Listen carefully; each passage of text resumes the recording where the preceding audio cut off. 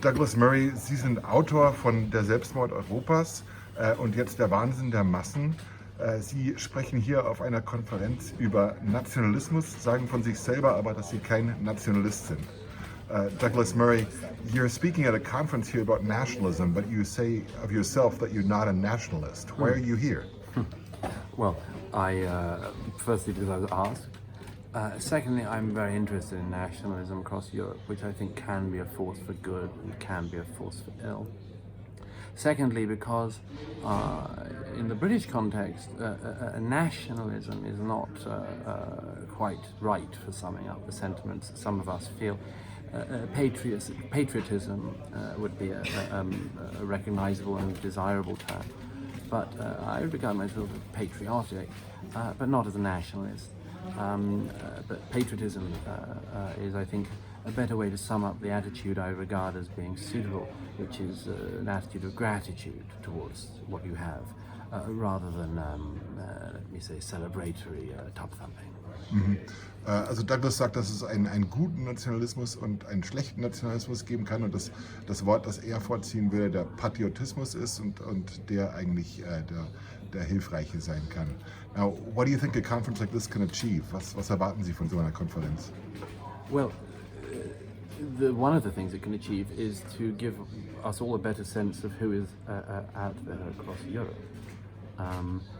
European politics is exceptionally complex at the moment, it always is, but it requires people to meet and to weigh each other up, to contend with each other's arguments, to know who is a potential ally and who is not. These are all virtues of the conference. Did you meet people here that you thought were interesting? Yes, I mean, I always meet people who are interesting. I've listened to most of the presentations, and I always learn something.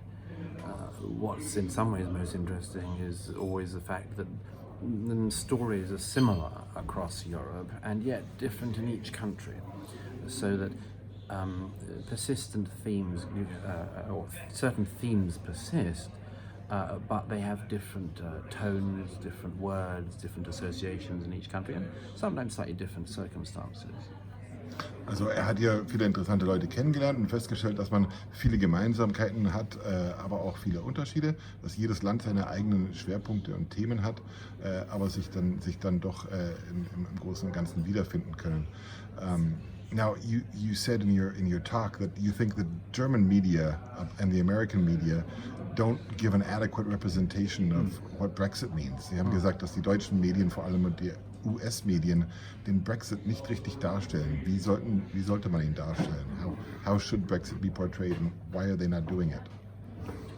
Well, I think that the German media that I see and my friends across Germany report back to me all the time is that Brexit is routinely portrayed as this sort of ugly, nationalistic, racist, xenophobic, bigoted, backward expression that is simply going to hinder everyone and make life harder for everyone, and it's these difficult Brits. And this is a very simplistic and wrong-headed interpretation. The Brexit vote is simply a vote, as I said in my remarks, of a nation which wishes to regain its sovereignty and to know how it is governed. And there's nothing wrong with that. There's nothing bigoted about that. It's a very reasonable thing, and what's more reasonably expressed at the ballot box. And if you're not going to express yourself at the ballot box, where exactly would our politicians and media like us to express ourselves? Also er sagt, dass der Brexit in Deutschland immer als etwas von Hinterwäldlern dargestellt wird, die keine Ahnung haben, was sie da eigentlich machen, und dass es im Gegensatz eigentlich ein Ausdruck der britischen Souveränität ist und der Ausdruck des Wählerwillens bei der Wahl. Now, what do you expect for Britain and the European Union going forward? What should their relationship look like? Wie sollte die Beziehung zwischen der EU und Großbritannien jetzt aussehen? Well, it should be an ongoing friendship, an ongoing alliance, an ongoing trading relationship. None of this changes because of Brexit. We simply are no longer part of the EU, and The EU may be right for Germany, it may be right for other countries in it. It's not for us to say really anymore, but it wasn't right for us. But I mean, British-German relations are going to go on. We're not going to stop trading. We're not going to stop visiting each other's countries, or stop having friends in each other's countries, or stop having relatives in each other's countries. Everything will go on as normal, with the exception of the fact that Britain will no longer be part of the EU.